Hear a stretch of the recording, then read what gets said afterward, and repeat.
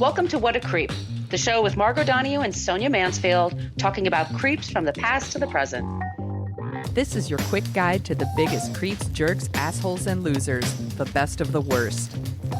From two nice ladies who want the world to be a little less creepy.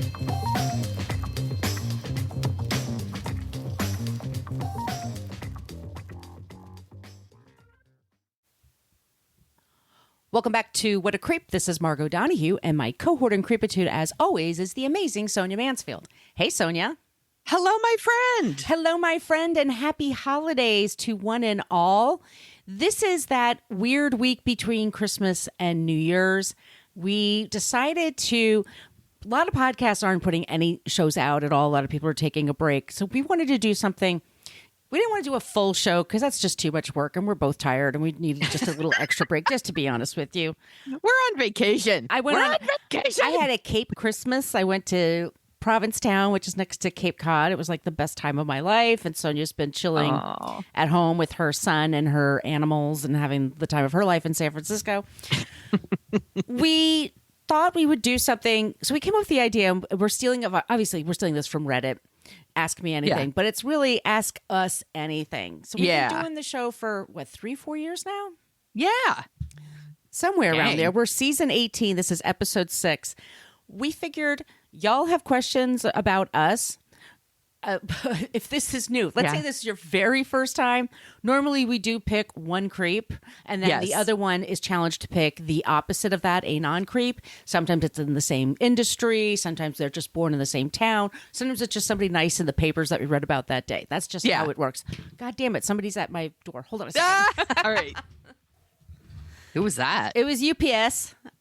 And I left out a bunch of treats, a big box of treats. I had a book party, and we had lots of candy there, and Cracker Jack. That was like I bought this big thing of Cracker Jack, and I had this all left over, so I left it out for the people, the Amazon people, UPS people, stuff like that, for the holidays. And then I went on vacation. I forgot about the box. Where it's in the box. The box What's is in the still box? There. And there's just leftover candy that nobody wants. It's like, and my super and I are kind of like daring the other one to go down and get it. So anyway, that was UPS. I said, I've got some treats for you. He goes, I'm good. Oh, dang. So it's leftover. Anyway. You didn't listen in for this. We are the podcast, once again, that we talk about creeps from the past to the present. We do have a basic Facebook page. That's where people go to complain about our language. We use salty language in this program, just to warn you. Fuck yeah. We have a private Facebook group. That's where we're much more interactive. We come up with ideas for the show. We just talk about creeps in the news. And even during the holidays, Southwest Airlines, holy shitballs. Just the shit that Andrew Tate. I mean, or the congressman who totally lied about who he was, Santos, who says he's Jew-ish. Do you get it, Sonia? Yeah, it's a joke. Get it? And he's Jew adjacent. And then people are like, celebrating because Tulsi Gabbard gave him a tough-ish interview on Fox News. They're like, oh, I like her now. I'm like, fuck jeez, off. People, she sucks. She sucks too. And she kept saying, we called these places, they got no record of you. I'm like, they do not have a record of you. But she anyway, sucks. Her hair looks great, though, I have to say. I like that streak. That's all that matters. As long as her hair looks good. We should say that we are on Twitter at CreepPod for the time being, as long as our overlord Elon runs it. Yes. If not, we will go to Hive, whatever. Mastodon, we'll go to whatever. Hive, we'll go to Post, we'll go to Mastodon, whatever. We'll figure it out. But right now we're at CreepPod because somebody had What a Creep for 10 years and never used it. Creep! We're on Instagram, What a Creep Podcast. Follow us there if you're on Instagram. And we do have an old-timey email, whatacreeppodcast@gmail.com. And Sonia, do you want to just tell them about the website really quick?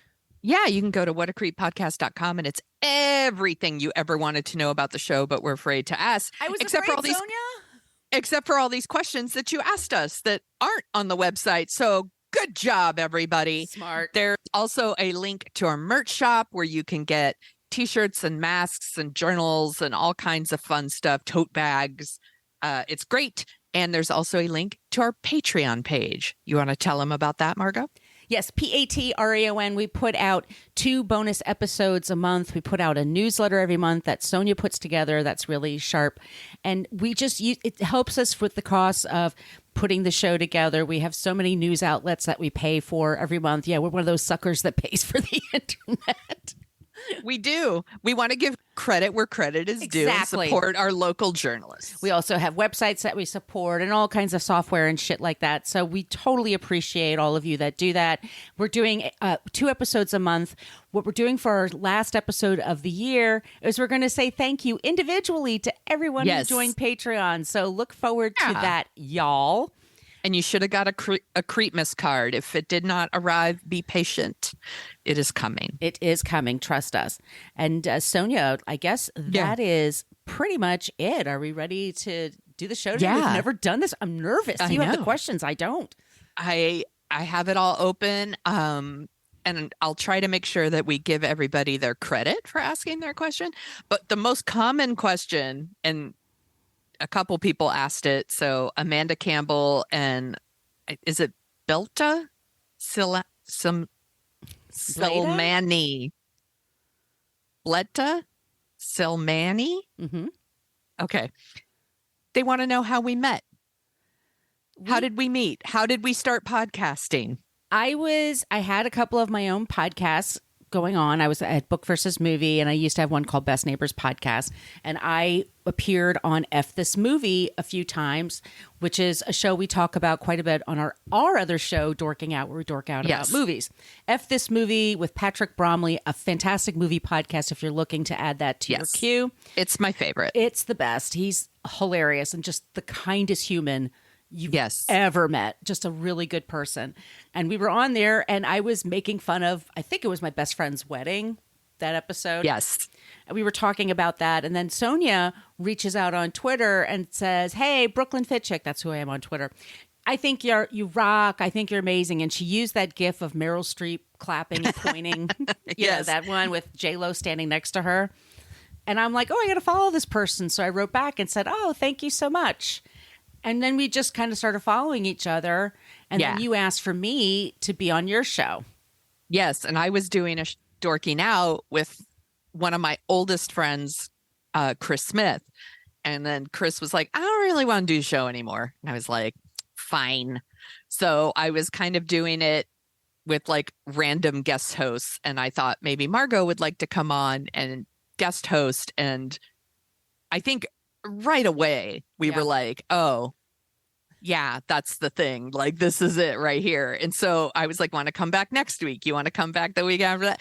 And then pretty soon it was like, let's put a ring on it and make it official. And Margo joined the show. And she's the one who came up with the idea for What a Creep. Right. Like, and it was going to be a segment on Best Neighbors Podcast, really fuck this guy or something like that. Yeah, seriously. Fuck this guy, which a lot of people use. But my co-host didn't want to do it. And I was actually glad. I thought, like, I'll run it by her first. And she didn't want to do it. So it's the polite thing to do. It's a polite thing to do. And then I asked Sonia and she was like, hell yeah. And I love to talk shit about creeps. I'm like, I do that shit in my free time. We're different, but we're similar. And I think we just figured it out. We both watched the Netflix series Wednesday.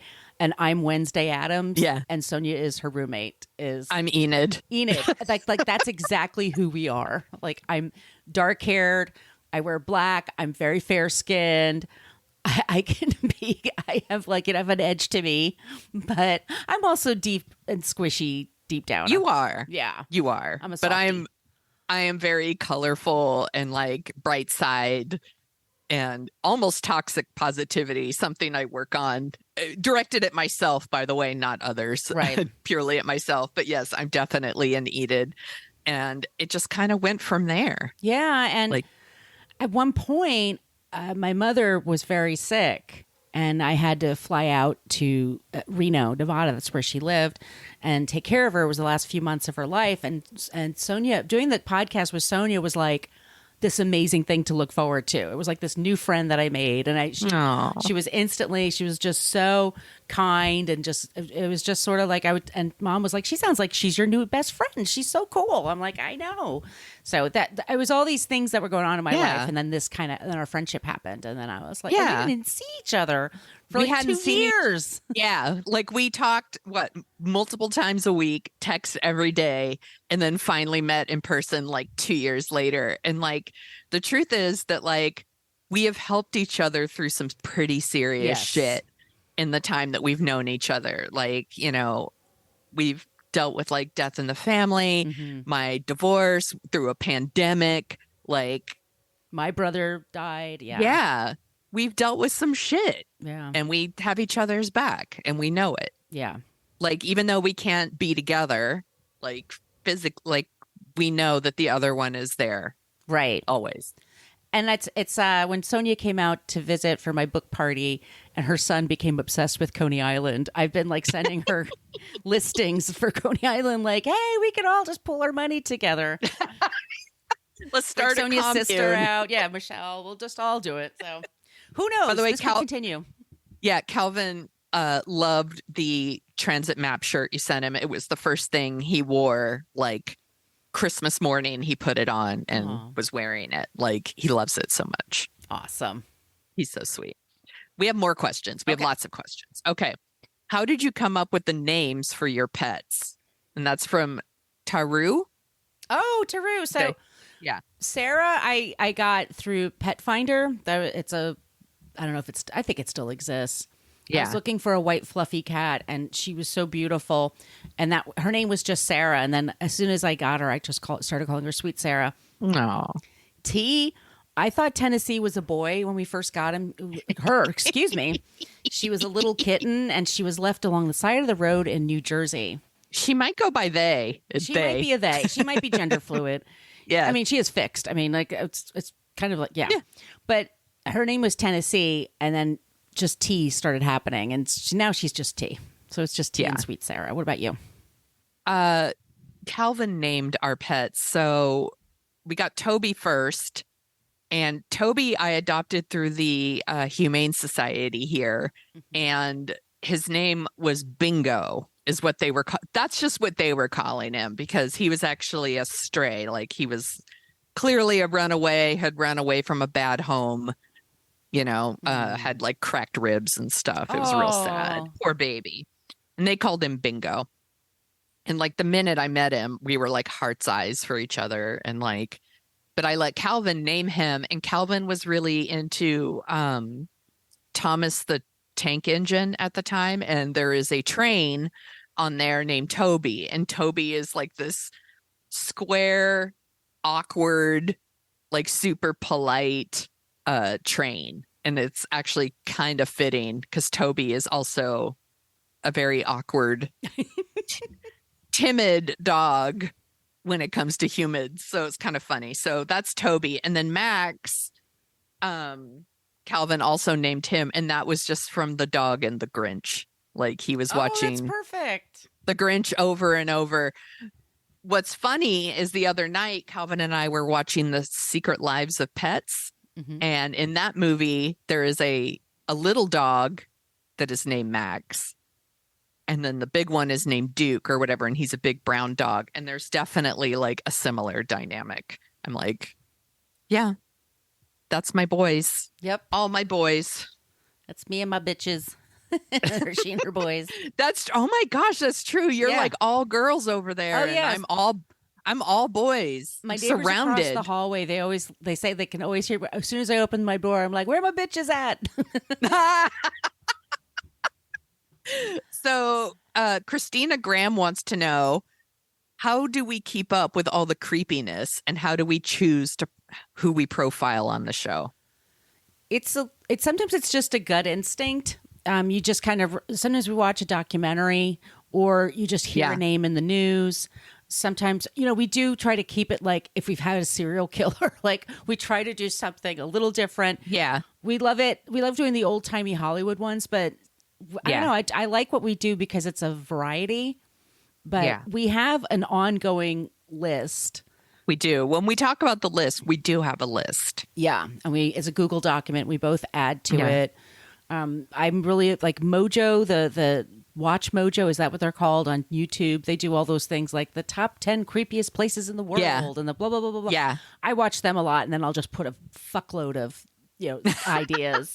And then we try to write a season out, but then we have like a little slash next to them, and like it might be let's say John Derek. I'm just popping him out of it, and then I'll just be like, oh no, I need to do Burt Reynolds. Oh no, I need to do blah blah, and they'll all be on there. And you're like, which one are you doing? I'm like, I don't know. It depends on, also for me, it's like if I have to read something, how many pages is it? How many? Because we want to be accurate, and we're both sticklers for that.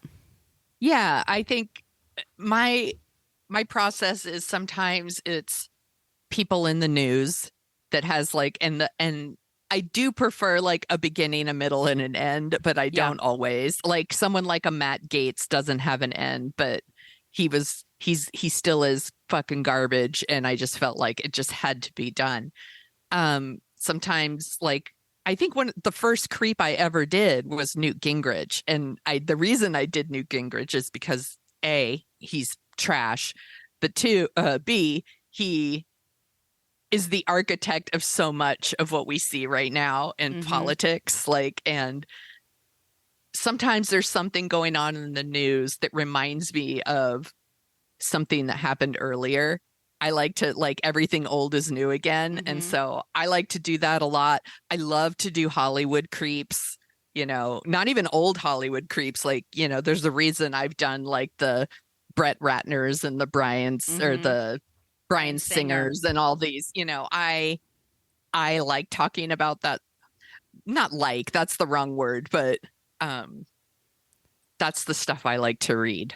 It's also, we've also been, we also do love the old timey creeps, of course, because sometimes when there's just some distance from things, you can have a little bit more fun. Yeah. But we have heard from victims who've reached out to us of these people and have said thank you. And that's been like really rewarding, because that's amazing when that happens, because we want them to feel safe. Like we are on your side. We're not judging anything about you. Like the guy that did the thing to you, or the person that did the thing to you, is the fucking asshole. I'm not going to track down your parents to yell at them if they allowed. That always makes me crazy when people go, "Where are the parents?" I'm like, parents can't watch you 24 hours a day. Like, it's the person who fucking did it. Victim blaming. Yeah, it's shitty. It's really shitty. So anyway, so that's another thing that's been really satisfying for us, and we try to keep that in mind. Like, especially if the people are alive or if they have kids, we've over the years we've decided like not to mention the kids so much or their names, because you can't help who your fucking parents are. Kind of thing. Exactly. Yeah, and also we choose sometimes to space it out a little bit too. So like you might have mentioned this, but like I really want to do the Falwells, and I was going to do the Falwells, but then for some reason I was like, no, I need to do Focus on the Family. So I did Focus on the Family. I did somebody else who is also kind of similar, and I was like, well, now the Falwells need to maybe wait, because that's like 2 in a row I've done of Catholics suck. And by the way, all Catholics don't suck. I'm just saying, like, I did 2 in a row that are like that. And I'm like, Sonia. So I have to move the Falwells. So sometimes it's just moving people around. And somebody also asked, like, when are we going to do Trump? And it's like, we've said this before, like, Trump is the end of the show pretty much. Like, it would be like 20 parts. That story doesn't have an end. He commits new crimes every day. It's also, we would need to do it in our style, right? Our way. Like, you would need to go to like Slow Burn podcast for like a really deep dive. Like, we would have to do Trump in our own way. So that one's going to be a while. We say that's when we're going to end the show, but I don't know if that's really true. We could do the show forever. We could do the show forever. I mean, also it's, we live with it when we're researching it, and we're watching the documentaries, and we're getting all the news sources, and we write out our scripts. So we also have to figure out like how dark do we want things to be. And And sometimes people, I think this is also one of the questions, like who's something you won't cover. And I remember somebody joined the Facebook group and they just started listening to us and they got so excited. I don't know if they're still here or not, but they said, when are you going to cover John Lennon? Because this show and this show covered John Lennon. And a part of me is like, I don't want to do it if somebody else just did it on their show. Yeah. And also, I'm a big Beatles fan. And also, he was an abusive creep to women. He also was shot dead at 40. Like, you know. Yeah. I mean, actually somebody asked us the question, like, is there somebody that you won't be covering? And I think he's one of those. Like, it's just that one's messy. It's kind of the same reason why we haven't done Michael Jackson. It's hard when it's someone you grew up with and you can't untangle like your memories from their work. Right. I guess. I don't know. That one's tricky. Like, also Michael Jackson fans could be a little bananas. Some people, and some people, they hire bots like to attack on social media, you know, on Instagram, Twitter, Facebook, everywhere else. Yeah. TikTok now, like they go in there just to attack people who dare to say anything. And so, you know, it's just the two of us. We're not a part of a big network. We don't need like you don't need like, I shouldn't say this, but it's not like you have like a big lock you have to go through to get to my building, then get to me. You know what I mean? It's like we have to consider our safety too. Yeah. And I have a son, a young son. I don't want creeps harassing me. Right. Although I have a big dog. Just That's saying. True. We also got a couple people asking what our favorite creep episodes are. I loved doing Frank Sinatra. That was a good one. I really enjoyed that. And then I'm trying Errol Flynn. Errol Flynn might be the funniest one we've ever done. Yeah. Because he has a rotting dick. He had a rotting dick when they found him. I mean, I'll never not laugh about Errol Flynn's rotting dick. And Sinatra was amazing, like to get to learn about his mother, Dolly. Yeah. Dolly Sinatra, she was a woman that helped women with gynecological issues. Like she was the midwife. She helped birth a lot of babies. She also provided abortions for women. She was also a suffragette who, you know, chained herself to City Hall in Hoboken. Like there's stuff like that that's a part of his story. Yeah. On top of just Sinatra himself. And once again, I like his music. You know, I just thought he was an asshole, you know? Yeah. Yeah. I also, on my side, the Errol Flynn one is the one that like makes me laugh. Yeah. I really liked writing the Matt Gaetz episode because all I did was look shame. Like, and I know like we shouldn't like look shaming, but like he really is just like if Beavis and Butthead somehow had a child. Like he's really, really ugly human being inside and out. Roy Cohn was another one where like the whole time I was just like, and he's so ugly. Don't forget how ugly he is. Like Betsy DeVos was another one I liked doing just because it felt good. Yeah. To let it out. I have a lot of hatred towards her, a lot. And we get people who respond to us about some people who also like, we did the Hillsong Church one. Yeah. And then the one you just did this a few weeks ago, that the church, what was that about? The Focus on the Family. The Focus on the Family. Salvation Army was a really interesting one. That I did Focus on the Family and Salvation Army. That's what I was trying to, and that was like, two religious ones. So we had to, Yeah. And I know. And then we'll get reviews from people who are like, oh, if you're Christian or conservative, they hate you. And it's like, no, that's not true. I'm kidding. Like those organizations are doing something really fucked up and they just happen to be Christian organizations. Like we said, you've done Hillsong. We've done other ones that are just as fucked up. Maybe someday we'll do some Scientology. You never know. We used to be afraid of it, but I think they're kind of actually going broke or something. They're not. Scientology is? Yeah. Ooh. I don't think they're as powerful as they used to be. Also, we get people who are like we said, we like the story, you know, that has an ending to it. And so when we get, what about Hunter Biden's laptop? I'm like, you know what? you can have Hunter Biden. I don't give a shit. I mean, I think he's been through a lot in his life, and I just feel like that's a non-story. yeah.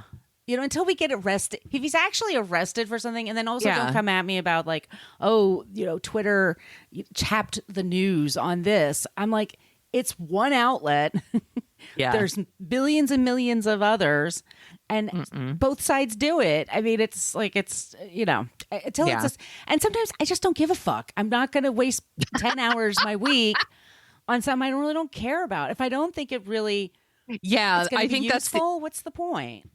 Yeah, like we are researching and investing our time and spending time with the story. And some of them are really hard. Right. The Jimmy Savile one was really, really hard. Yeah. It made me feel icky and sick and gave me nightmares, and it was fucked up. And it has to be a story worth telling for us to invest our time, because our time is valuable, into these things. And the Hunter Biden one is not giving me the impression that it's worth our time, to be honest. We're allowed to not do things. I mean, yeah. I'm like, we're not publicly funded. No. You don't own us. You don't know. But like, there's Jimmy Dore. There's lots of Ben Shapiro's. There are lots of people you could go to if that's the content you're craving. Yeah, we're just not for you. That's all. Yeah. Yeah. We're not for everybody. Jennifer Moline, my friend, would like to know, what are our go-to self-cares when researching creeps? It's really important for me to not do things late at night. Like I schedule time in an afternoon or an early evening, because if it gives me nightmares, like you said, like Jim Jones was the one I did that was like, holy shit, that one is just really. Jim Jones is the one I can't even go back and listen to again because it makes me cry. Yeah. I watch a lot of reality TV. I love Bravo. I love Top. I don't know Below Deck is my jam. Yeah, the Bravo Real Housewives, which we'll talk about. I know a couple of you have questions about that. That's kind of stuff I like. I or something like a Wednesday Addams on Netflix. Yeah. Those are kind of like those things, or music. But then I do try to not read late at night. This stuff. That's for me. I found out I can't do it. Yeah, that's the same. Like I did a ton of research on Jimmy Savile, and that's the one that gave me, like, I had nightmares because I was doing it later in the evening. Bad choice on my part, but like, I would say my self-cares are finding content that makes me laugh. Whenever I'm feeling like really creeped out and bummed out, I love to go on YouTube and watch every Stefan ever on SNL. Which, if you don't know, it's Bill Hader. It was written by John Mulaney, but Bill Hader plays Stefan, and it's like, New York's hottest club is spicy. And there's all these jokes, and it just always makes me laugh. And somebody did the Lord's work and put them all together, and I can watch them. And I'm sad at how many times I have watched every Stefan ever on YouTube. It's just so good. That's one of my ones. Also, just closing the laptop, not watching something creepy, taking a shower, getting out of my head, spending time with taking the dogs for a walk or hanging out with my kid. All those things are good things. Jennifer also asked, do we have any favorite fictional creeps? Something we've been asked to do episodes on. I know. We will one day. We will. Because it'd be fun. I'm reading the new Stephen King book, Fairy Tale, which I'll talk about on Dorking Out more, but I'm totally loving it. But my favorite is probably The Stand, Randall Flagg, who's like, Jamie Sheridan played him in the TV movie. Oh, yeah. That's my favorite fictional creep. Yeah. Or maybe there's the clown from It. Oh, Pennywise. He's so fucking scary. He's so fucking scary. I mean, there's so many. Oh, Don Draper. Sorry, Mad Men. Yeah, John.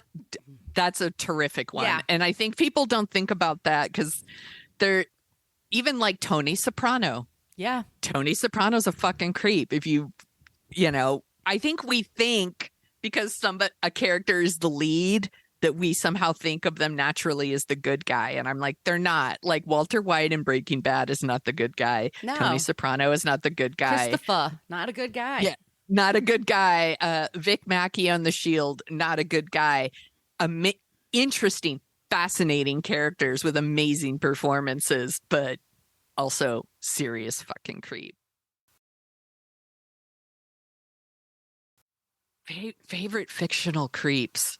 I like You know, Betty we were- Davis and Whatever Happened to Baby Jane. Maybe she's not a creep. She's kind of more sick. But Yeah. But when she serves the dead rat to Joan Crawford.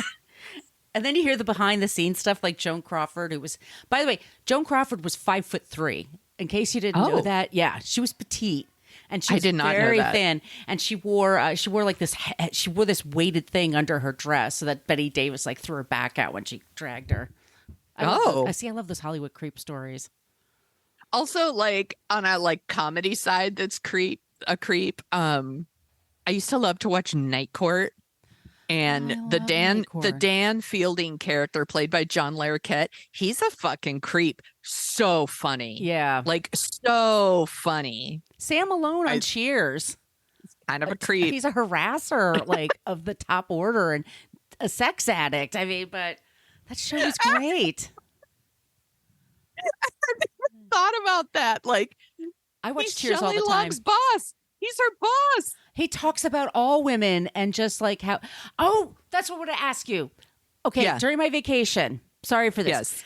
Pivoting just a second. I started watching The West Wing because it was on one of my channels that I had in my hotel room, and I used to love The West Wing. It was so fucking cold, like I couldn't go out in the evening, so I was watching it anyway. Second season, Bradley Whitford hitting on that Janelle person, his secretary or his assistant. Yeah.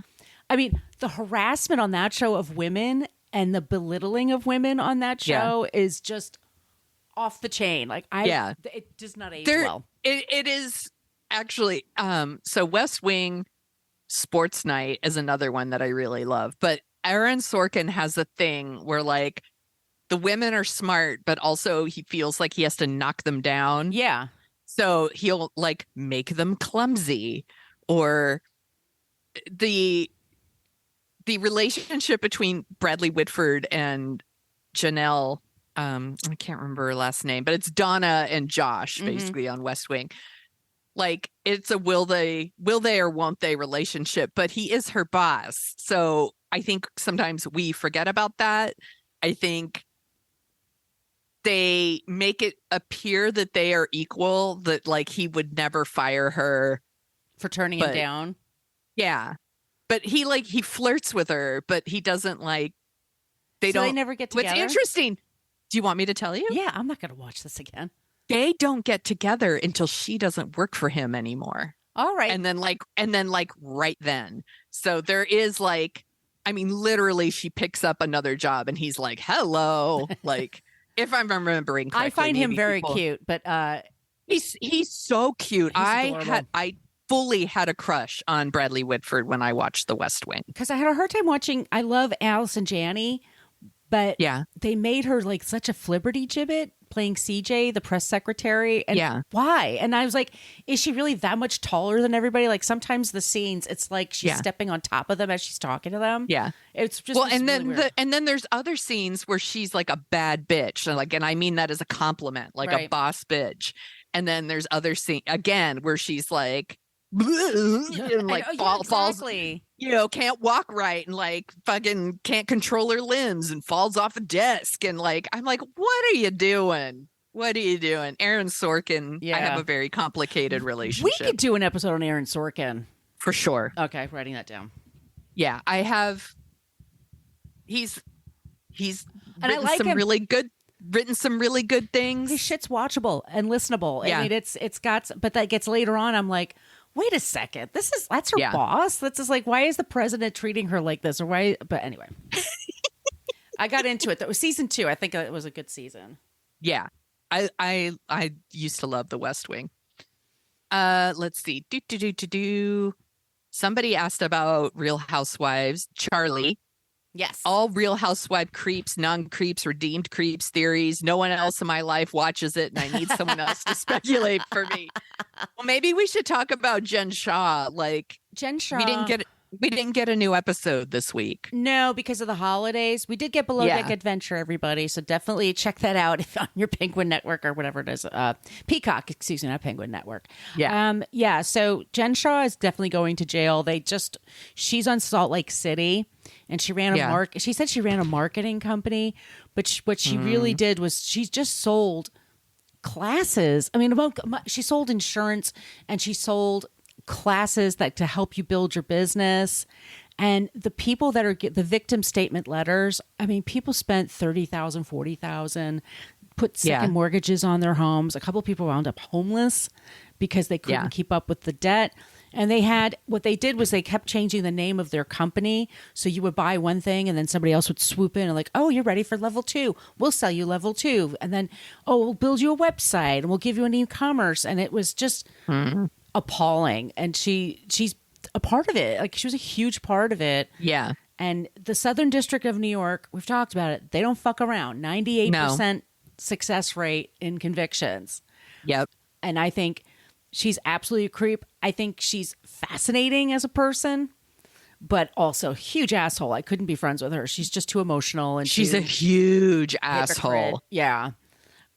So on that show, she is Heather Gay.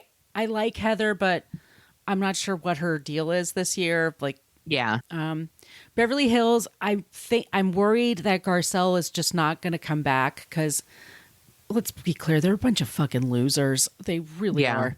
And supposedly they're keeping Rinna and Erica, and they're going to bring in Brandy back. And Brandy was Eddie Cibrian's wife, and then he left her for her. And I just find her trashy. I'm just not into it. She was in Ultimate Girls Trip too. Dorinda's. Yeah.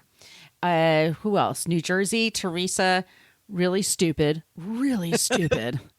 She was on Watch What Happens Live, and they showed her, they were like, where does the president live? And she kept saying, what's the name of the place in Florida that Mar-a-Lago. She kept saying Mar-a-Lago. Like, no, where does the president live? She goes, Mar-a-Lago. And then she turns around and it's the White House. She goes, oh, yeah, I knew that. Like, she's like that level of stupid. Like, she's just, but she also went to jail and she called it camp.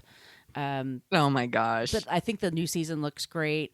I'm going to watch. I'm going to watch it. I'm not that much. I like Potomac. I don't really hate anybody there. Miami's fun. And New York, I'm glad they're dropping it. I just think the women are just, it had its time. And Bethany's been saying some really racist, stupid shit lately. She went on a whole tirade against Meghan and Harry, and that Meghan is a narcissist. And Meghan it's just like, who the fuck are you to talk? I recently watched Harry and Meghan, and I just don't understand the hate that she gets. No. And it literally boggles my mind. I'm like, it makes no sense to me. And why does Bethany have an opinion on Meghan Markle at all? And why is anyone asking her? So Bethany cannot not be on TV, cannot not be famous. So she tried doing a show for HBO Max and it sucked. She tried doing a talk show. It sucked. So she has a new podcast, and her new podcast, she's watching old Real Housewives episodes and then recapping them with someone. But she's like, oh, but we're talking about a whole thing. I'm like, she swore she was going to leave Housewives behind. Like, it was It was beneath her. It hated women. That's what she liked to say. LOL. I mean, she does great charity things. She has a charity called Be Strong, and they give gift cards to people so they can just get stuff that they need. And I mean, that's great, but it doesn't outdo her idiot side, her asshole side. Yeah. So anyway, so there's your content there. And I'll always talk about it. Who do you think is just so nice it has to be a cover for something really creepy? Tom Hanks. I wonder about Tom Hanks. I also wonder about Tom Hanks. We also were asked, like, is there someone that you would be so disappointed if it turned out they were a creep? And it's Tom Hanks, right? Hanks, and guess Tom Hanks does have an enemy. And that enemy is Henry Winkler. Henry Winkler. Yes, Henry Winkler. They did the show. They did the movie. Oh, God damn it. Turner and Hooch. Thank you. And Tom Hanks got Henry Winkler fired after a week, and they brought in a new director. And Henry Winkler's been sore about it ever since. That's the one time you see him not happy, is when he talks about Tom Hanks. It's so weird. You would think, because that movie came out in the 80s. Like 88, maybe? Yeah. I'm like, how is it that they have not mended fences? Like, they mended must have a million fences friends in common. Right? And Tom Hanks has to be like, I can't believe I fucking hurt his feelings. I can't believe I was so into my career that I just, you know what I mean? Like, he would be, because I like Tom Hanks. There was that whole, there was that podcast about meeting Tom Hanks. Yeah. And do you know what I'm talking about? Was it called Dead Eyes? Dead Eyes is a great podcast, because there was Connor Radcliffe. He was hired to be in the movie, the HBO series, Band of Brothers. Yeah. And it was just like a one day kind of thing. And then they called, when he was getting ready to, he flew, he was in England at the time. That's where they filmed it. And then they called him back and said, Tom Hanks said you had dead eyes. You need to come in and redo your audition. and it totally crushed his spirit. Like, he didn't get the part. He moved back to New York. He worked at Barnes and Nobles for like 12 years and only recently came back to comedy. And it was so amazing, because the last episode, and that's like, what's our last episode? It's probably gonna be Trump. Like, his last episode, he met Tom Hanks, and Tom Hanks just sounded like a nice, normal person, and was so gracious about it, and fun and funny, and he's smart. So it would break my heart if he's a real creep. Yeah. Is there someone that is a creep that you were like, that was the most disappointing? Somebody asked that too. Carolyn Sayer asked, most disappointed creep? ? We had a few of them.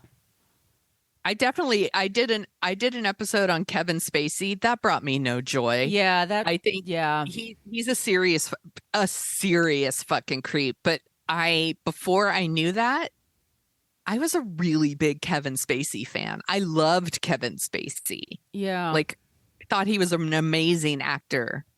Louis C.K. That was a bummer too. That was a bummer. I really enjoyed it. Yeah. Dave Chappelle was a bummer. Yeah, Win from Arcade Fire. Because I really like their music, but I can't listen to it now because he's just super fucking creepy to me now.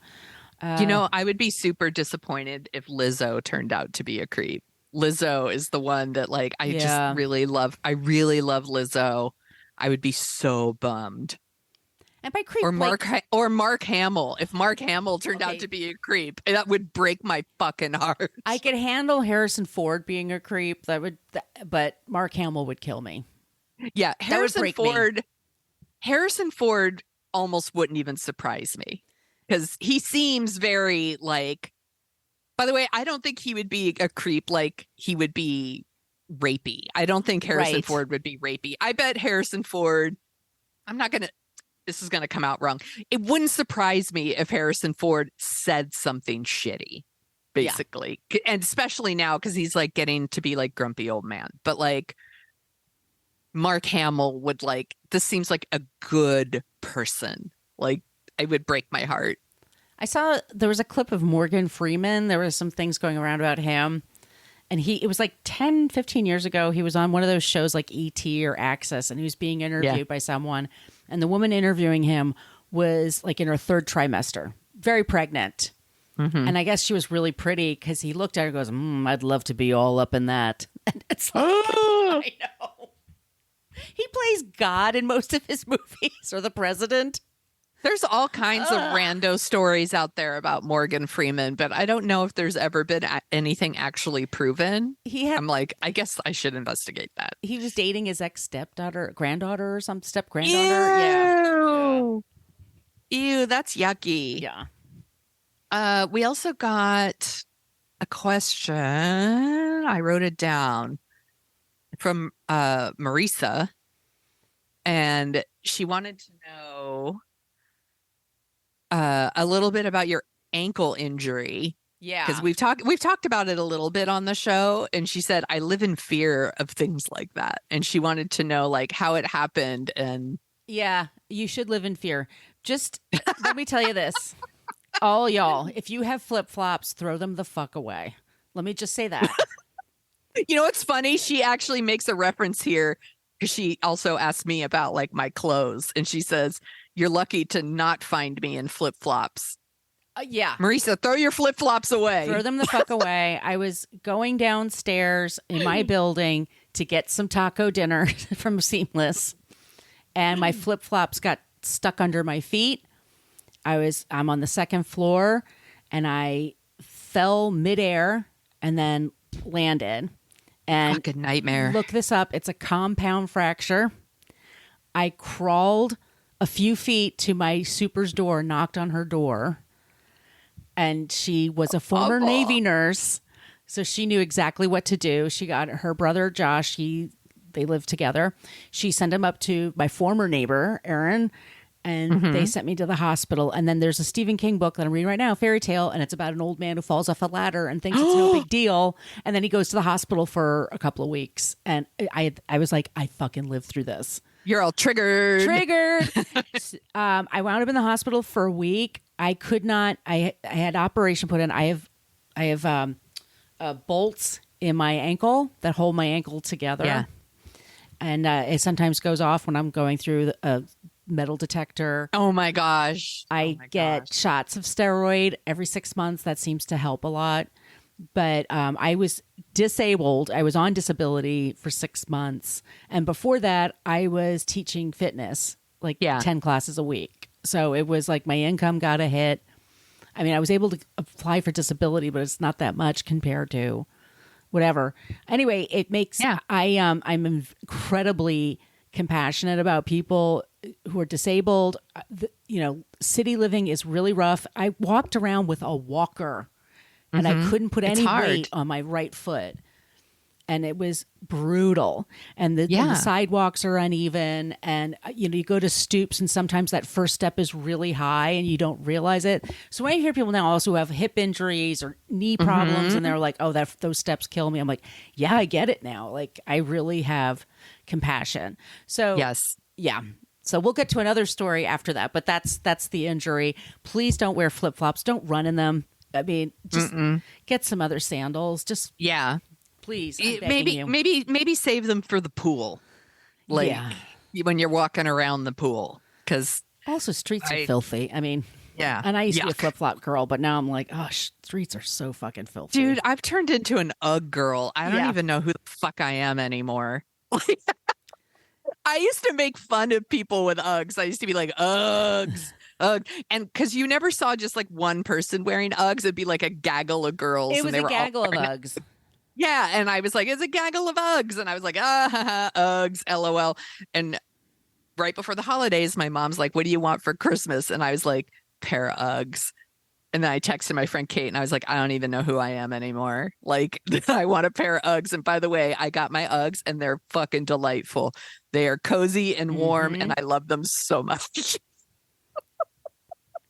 I was working at Lucky Magazine when they first became popular. And like you said, it was like a gaggle of women, everybody in Uggs. Yes. And my fashion editor, director I used to work with, Gina Kelly, used to look at them. She goes, they look like loaves of bread. Like they do. Mine. I have the tan ones. They 100. Maybe that's why I love them so much. I love bread. Yeah. I get it.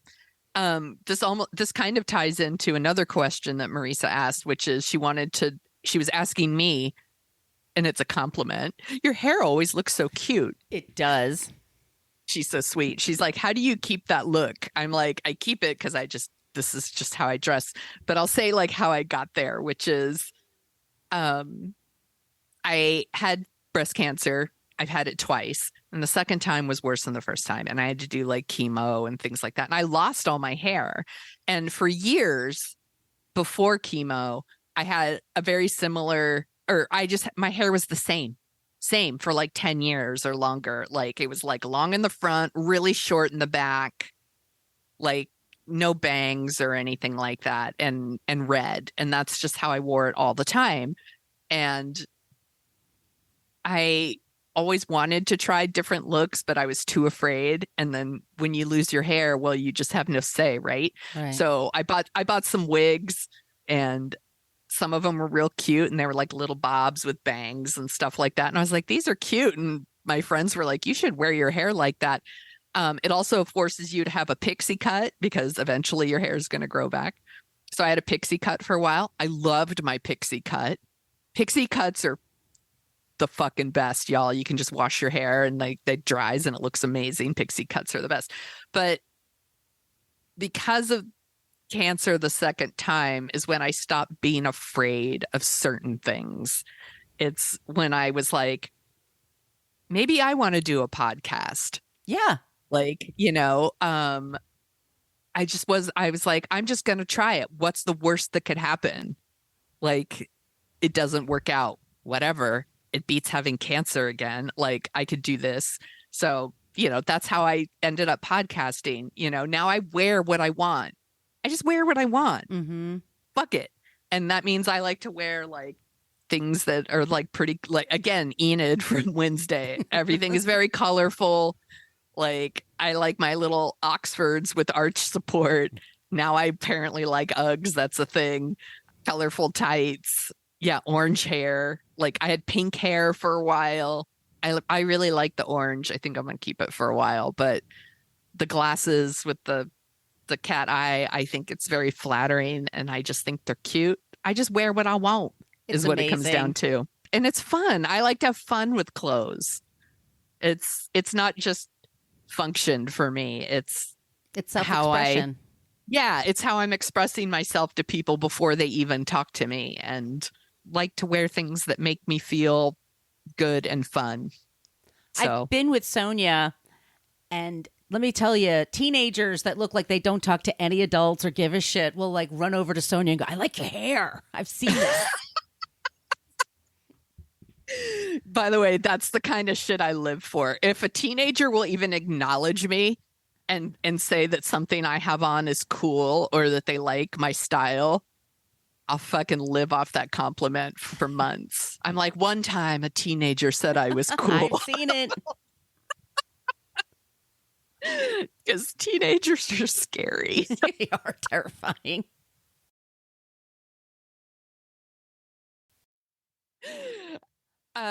Someone also asked do we have a favorite beauty product? Oh my God, I love them all. That's my jam. It's like makeup and beauty products. Yeah. There's a company, I think it's called IT. Let me look.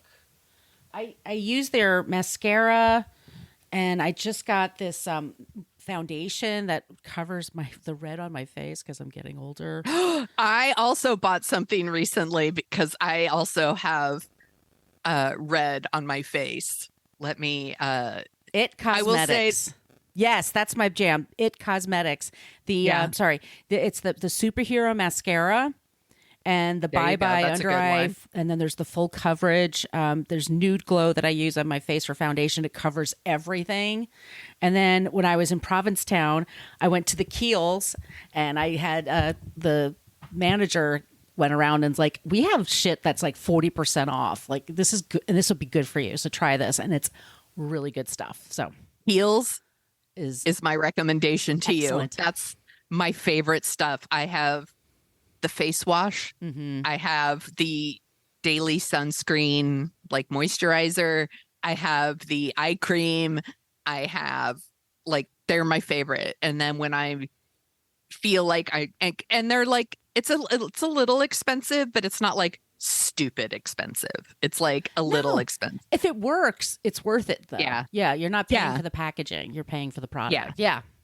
And then when there's like a big sale going on Sephora, I'll order a bunch of Drunk Elephant. I like Drunk Elephant stuff, which is like vegan, like natural. And it's the same. It's again, like the face wash, the moisturizers, all of that. I love that shit. But my addiction is like lipsticks and lip balms. That's seriously, it's a fucking problem. It's a problem. If I took out every lipstick I had right now and lined them up, it would be like 3 maxes long. Like, it's like a drawer just packed. I don't know what I'm looking for. I clearly am waiting for one that I put on and magically makes me look like Cindy Crawford or something. Like, and that's just never gonna happen. But like, I'm addicted I have to say, oh, I'm sorry. Rihanna's Fenty Beauty. Yeah, Their that lip stuff gloss is delish. It's awesome. Yeah, the is it the bomb one, the gloss bomb? Yeah, the gloss bomb. Yeah, that's a good one too. There was also a company that is Lip Slut that makes really good. Yeah, they make really good like stay put lipstick. And then they donate some of the money. They had a whole bunch of like one called Fuck Trump, and they had one called Madam Speaker, and they had one called Persisted, I think, which was the Elizabeth Warren inspired one. They have a Notorious one. They're all great, and they stay put. They stay put. They can be a little dry, just FYI, but they stay put. Good ones. I love to talk about beauty stuff. Me too. Somebody asked for top 5 films. I was like, that's a long one. I'm like, 5. I'm like, that's a lot.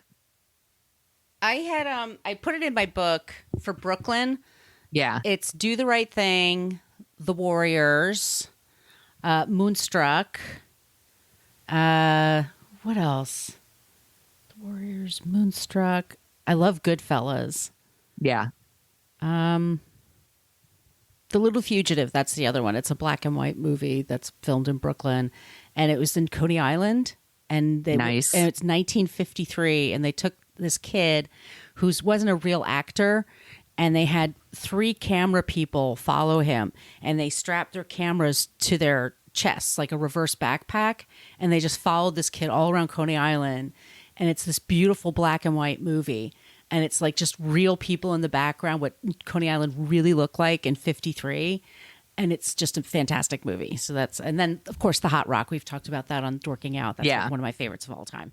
Yeah. The Goodbye Girl is also one of your favorites. That's isn't it? definitely one of my favorites. Yeah. The Goodbye Girl is like cheer me up quickly, Scotty. Yeah. I'm pretty basic. Like I grew up watching the Star Wars movies, so like I super love the Star Wars movies. Like I find them very comforting. I love Legally Blonde is like probably my favorite I don't even know if you could call it a romantic comedy. I would just put it in like the chick flick, and I use chick flick as an affectionate term, not a put down. It's probably my favorite. I find it the most comforting. You know, I love Poltergeist. It's probably my favorite scary movie. I love Silence of the Lambs. Same. You know, I have lots of favorites. It depends on what mood I'm in. You know, I love the Thin Man movies. I think the first 2 in particular are really great. I love The Man Who Came to Dinner. I just watched that recently with a friend, and that one makes me laugh really hard every single time I watch it. The original Odd Couple with Walter Matthau and Jack Lemmon, so good, makes me laugh so fucking hard every time I watch it. I'm just naming comedies that, like, Mother with Albert Brooks makes me laugh really hard every time I watch it. I mean, these are just right. Yeah, I could just go on and on. Like, you know, are my favorite movies the best movies? No. They're my favorites. Yeah, the best movies of all time, like that big list that the AFI puts out and stuff like that. It's like, yeah, they're good movies, obviously, but I can't watch Schindler's List like over and over again. It's not like Young Frankenstein. I literally know every word of that movie, and it makes me howl with laughter. And but I like cheesy stuff like Back to School. Yeah. The Triple Lindy is like one of my favorite references. Calvin and I have watched Pee-wee's Big Adventure more times than I could count, and I think it gets funnier every time I watch it. I think it's a perfect comedy because it's my favorite kind of character. We've talked about this a bit on Dorking Out. I love characters who are kind and curious. That's what it is, and like we all know like Pee-wee is like, I know you are, but what am I? But he's also very kind to everyone except Francis. Except for Francis. He's very kind to everyone and he's very curious. So that's why I love Pee-wee's Big Adventure so much. But really, I could just go on and on. Here's another question from Belta. I'm sorry. I'm sorry, my darling. I can't pronounce names. Why do you think people still like creeps like Mel Gibson and Chris D'Elia? Okay, I like this question because over the holidays, at Christmas time, on Christmas Day at Kim's house, you've met Kim. She had friends over and they were from Australia. And they were talking about our show, What a Creep, and I told them about Mel Gibson. And I said, I don't mean Mel Gibson, Belle Gibson. And then she said, yeah, we kind of claim Mel Gibson. I'm like, he's had a problem for a while, but we claim him now. And I think people just think it's been enough time. He's just, and I think people, first of all, anti-Semitism is on the rise. So I think some people just don't have a problem with it. And I think misogyny is always lingering around. People fight having to treat women as actual people. It is really my whole fucking life. Yeah. Even the greatest guy, like at some point, just really, there's just the struggle to treat women as people. And and I think they don't care. Like they're like, oh, he just said sugar tits, and then he was drunk. He was drunk, and it's like, I've been really drunk. I don't get racist when I'm drunk. I don't try to rip people. That means it's in your heart. It means it's in your heart. And his father is a huge Holocaust denier. Yes, and he's just like, that's what he did with his face, and he's just super, he's super Catholic and thinks that everything went to hell when they stopped having Latin masses. So like he's more holy than other people, but then he's just like fucking everything in sight and cheating on his wives. And I don't know. Yeah. But some people, like I said, they're fine with the anti-Semitism and they're certainly fine with the misogyny, and they could just brush that shit off with, well, he's older and he was a drunk. So what are you going to do? Yeah. I mean, people can chalk it up to his addiction. I think in general, you could put Mel Gibson in there. You could put Chris D'Elia, you could put Louis C.K., Dave Chappelle, whatever. Like in there is that turning your back on someone whose work you've actually enjoyed is hard. Yes. I get it. Like it's hard. Like we did an episode on Bill Cosby, and it's like, I grew up watching Bill Cosby. Like Bill Cosby himself is a really, really funny stand-up special. I get it. And you have to it's hard to separate the art from the artist. And like, some people just don't want to do it. And honestly, it's like, that's fine. If you don't want to, if you're like, I still want to watch Louis C.K. special, that's fine. But don't pretend that what he did wasn't shitty. When we put out that's that episode, so I did that episode, Louis C.K., and we got so many men that texted us or tweeted at us, or tried to DM us. We don't take DMs, by the way. Don't even start. No. But we're saying like, I don't even understand why you're doing this. And then one guy in particular said he asked for permission to show his dick to these women. And if you think he just flashed his dick and that was it, which is already gross enough and you can get arrested for that. It's called, it's considered assault. Yeah. But he would also masturbate until completion. And he would tell, now, what woman wants to watch a guy do that you don't know? Maybe some do. I don't know. Some, but no kink shaming here, but the odds are every single woman that he asked was okay with it, except maybe one. No, right. That's not true.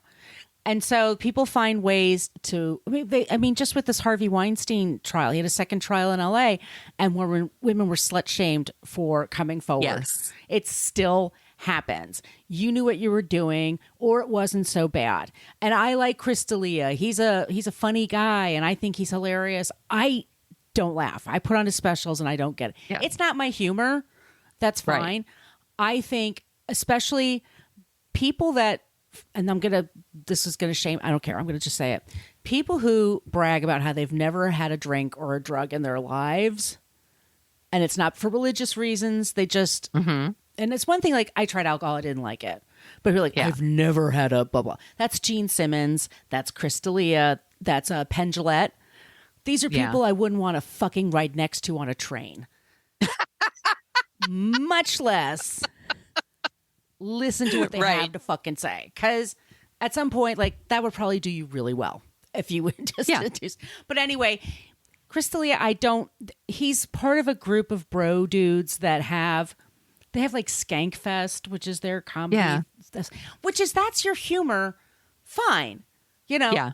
And I get really inappropriate, and I loved Sam Kinison back in the day. Like I get it. You found your dude, but comedy doesn't age well, and just because someone's a comedian doesn't mean that you can't take them, like, what they do seriously. Like, it's always people will kind of pretend like, oh, he was just joking, he was just blah blah. Like, no. And Chris D'Elia has a lot of women that have come forward, and we talked about the documentary last week. We posted it in our Facebook group. When people allege something, that's evidence. That's what you bring to court. That's what you bring to the police. That's what you tell your lawyers. That they're like, well, these are just allegations. Allegations are evidence. Okay, remember that. That's evidence. Yeah. Well, women saying things happened doesn't count. Exactly. It's also, it's like, well, unless you videotaped it, we don't believe you. The world, but a dude can, like, come and, like, say what happened to them, and everyone takes it seriously. It's fact. That's a fact. Men that came forward and said that they were molested by priests, like the sheer numbers that came forward, no one said, oh, that's too many people. Like, that, how can that be possible? Or maybe this guy really wanted it, or this one's really gay and he wanted it. The way women are judged when they come forward, if you watch a Law and Order SVU, you're going to think, like, the rate, like, the cops are going to be so compassionate and help you when you've been sexually assaulted. I had a friend that was raped in her apartment. It was a date rape situation. The cops wouldn't go anywhere near her. They wouldn't press charges. They treated her like garbage. This was not that long ago. It's like maybe 10 years ago. Awful. It's terrible. I heard on another podcast, I wish I could take credit for this, but someone said, and look, we're not male bashing, not all men, but the world is so set up to make men likable no matter what they do. Yeah. We really, really, really, really, really, you've got to be really fucking terrible for people to really not get, like we said, Don Draper's an asshole, and people, and Tony Soprano's a murderer and a brute, and people still love the show. Like, men are so likable. The world just makes them so likable that it's very hard to go around that. And especially, white men that are funny. They get away with, or they think that they're funny. I thought this was a really interesting tidbit. It was in the news, and it was like this survey about men and women and what they think of as funny. And they said, what do you think of as funny when you're, like, in a relationship? And a woman says, oh, when someone's funny, they're funny. That's amusing to me. When someone says something funny, I laugh. And guys say, when they like my sense of humor, when they laugh at my jokes. Yeah. Like, it's not, so. Yeah. Yeah. Yeah, that says everything you need to know. And I think that the examples she gave here of Mel Gibson and Chris D'Elia, there's also just Mel Gibson has been in Hollywood for a long time. Yep. And if your movies make money, they let a lot slide. And people still go see him. And then some of it is, we sometimes forget that not everybody is very online. So, like, there's a lot of people who probably don't even know how shitty Mel Gibson is. Like, I'm thinking of like my mom. My mom probably read a story a million years ago that Mel Gibson got a DUI and called cops sugar tits. That's probably all she knows about it. I'm not, by the way, passing any judgment on my mother. I'm just saying, like, it's not like my mom's on Twitter. Like, she's not. No. So when she sees there's a new Mel Gibson movie, she's like, oh, it's Mel Gibson. Yay. And, like, I love Lethal Weapon movies. Yeah, she doesn't even know. So there's definitely, like, a population of people who don't know. There's also a population of people who probably don't know about Crystalia. They probably don't even know who he is. Thankfully. Yeah. But like I said, it's hard when it's stuff you like to actually, it's like when people are like, I'm going to boycott Target because of they have gender neutral bathrooms or whatever. I'm like, they're not really going to do it. You know why? Because boycotting Target's fucking hard. It's hard. It's too hard. You like shopping at Target. It's fun. Yeah. It has what you need. It's the only store in your town, whatever. So like those things are hard. And yeah, boycott Disney. Good luck with that. If you like Star Wars. Oh, I love it when people are like, I'm going to boycott Disney. I'm like, LOL, good luck. Disney owns fucking everything. Everything. The water you're drinking is probably owned by Disney. Like, I'll say that like I love Rosemary's Baby. That's one of my favorite horror movies. Yeah. And Roman Polanski, which also we got somebody gave us a shitty review because they're like, his family was killed in the Holocaust. And I'm like, that's fucking terrible. I feel bad about that. I honestly feel bad about it. I feel bad about Sharon Tate. His wife was murdered. Doesn't give him the right to drug and rape children. No. And Roman Polanski's a great example. Woody Allen is another example of people whose movies I really enjoyed back in the day. Like I like Rosemary's Baby, Chinatown. Like those are great movies. Woody Allen's, Annie Hall. These are great movies that I enjoyed back in the day. When they put out new movies now, I'm like, fuck that. Like I don't see them because I don't want them to have my money. Like if Michael Jackson was still alive today, I would not be listening to new Michael Jackson music. That's how I draw my line. It's like if I want to watch an old Louis C.K. special, I wouldn't. But let's say I did. If it was old and I'd seen it before, I might watch it. Will I pay money to see a new Louis C.K. special? Hell no. Right. That I guess where I'm drawing my line is money. Where I'm like, and my time. Money and time are very valuable. I'm not giving you, and I was like, I'm not giving you those things. Like, they don't get them. Like Dave Chappelle. Like Dave Chappelle has crossed a line for me. Right. He's not going to get my money, and he's not going to get my time. Like, I'm not going to watch his shit, even though I already pay for Netflix. You don't have to watch everything that's on Netflix. Yeah, exactly. You don't. And I'm like, but I have friends who still love Dave Chappelle, and I was like, all right. I was like, fine. Like, I don't even want to argue with you about it. Enjoy. Yeah. Like, but I'm like, don't pretend that what he's doing isn't trash. Right. Like, don't pretend that he's like not a garbage person. Like, again, the lengths people will go to not admit that they are wrong about something. Also, it's like, let's just say Bill Cosby is toying with the idea of touring next year. There is no cancel culture. No. There is no cancel culture. Yeah. Crystalia lost a deal at Netflix. Crystalia makes a fucking fortune on Patreon. Right. Men and their men fans will pay for anything. They'll buy their books. They'll buy their, they'll go see them live. They'll pay for the extra content. They all do fucking fine. Who do you think opens for Bill Cosby? Do you think Chappelle will open for Bill Cosby? Someone will open for him. I think it should be Hannibal Buress. Yes. By the way, he's the one that put this back in everyone's. That's like we did an episode about Bill's and that's another one that bummed me out because there's so many women for decades that were abused by this shithead. Yes. He's supposedly blind and couldn't get around. He's an old man. Let him out of jail. He's an old man. And then all of a sudden, I'm going to go on tour. Yeah. Yeah. Yeah. What was it? The Golden State Killer? He's like, I'm an old man. Yeah. And then they showed like the jail footage and he's fucking working out like in his cell, like running in place, doing jumping jacks. And then he's like going into the court and he's like, oh, I can barely walk. Harvey Weinstein with the walker and hunched over. like Billy Crystal in the Princess Bride, like Miracle Max, like he's all like old and Liar! liar.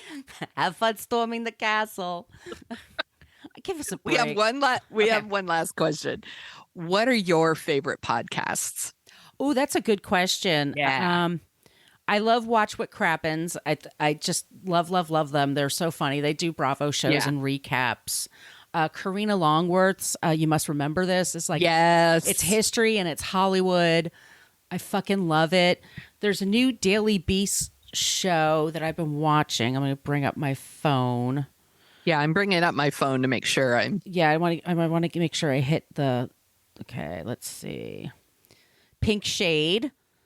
The New Abnormal. It's a Daily Beast show, and it's about politics, but it's got like a comedy bent to it. Ooh, okay. All Killa No Filla. Yes, of course. There are girlies. No Fun with Jen Kirkman. Yes, that's on my list. She's awesome. F This Movie, obviously. F This Movie for sure. Bitch Sesh. I love Dear Clementine, which is Clementine Ford's advice podcast. I need to listen to that. Yeah, I really like that one. Trashy Divorces, obviously. Behind the Bastards. Celebrity Memoir Book Club is one that I started recently. Isn't that the best? It's so good. Maintenance Phase. Yes, and then he has a new one. If Books Could Kill. If Books Could Kill. He's fantastic. I said that. I also listen to sometimes You're Wrong About. That's another one that's been recommended to me a gazillion times. So I listen to that, but I've been more on Maintenance Phase than You're Wrong About. But when I listen to You're Wrong About, I really love it. Yeah. So I think those are Twisted Philly. Mm-hmm. Delisted. Yeah, those are my favorites. Yeah. And then Jamie Loftus did a couple, like she did the Act Cast and the Lolita podcast. Those were really great. Mm-hmm. Like those I like plow through when they come out. They're so good. You listen to a lot more than I do, podcast wise. It's like because I don't drive, I have to walk everywhere, so I kind of like it.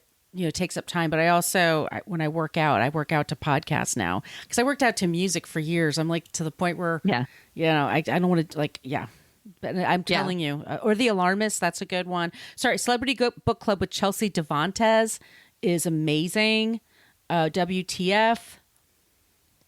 So that's it. That's a good one. Yeah, I'm not allowed to listen to podcasts in the car when Calvin's in there because he can't handle the talking. Two things. One, the stuff I listen to is not appropriate maybe for young ears. And two, when I do, he's like, "Can you turn off that talking?" Music is fine. He'll tolerate my music. He'll tolerate it. But like podcasting, he's like, "You turn off that talking," and I was like, "It's not for everybody." My dad loved NPR, and just like the driest NPR show, or he loved Ack and Clack or whatever the frickin' frack, whatever they call that car talk show. He fucking loved that. And then my mom, when my mom likes an album, she will play it 100 times. Like she will play it over and over and over again. It's so funny, like how different they were that way. But anyway, that is so funny. I think that was all of there were a lot of questions here. Oh, they want to know do you know our signs? Oh, like our horoscope? Yeah. So I'm an Aries with a Capricorn rising and a Scorpio moon. Oh, I don't know if I know all of it. I know I'm a Libra. Ooh, Aries and Libra get along.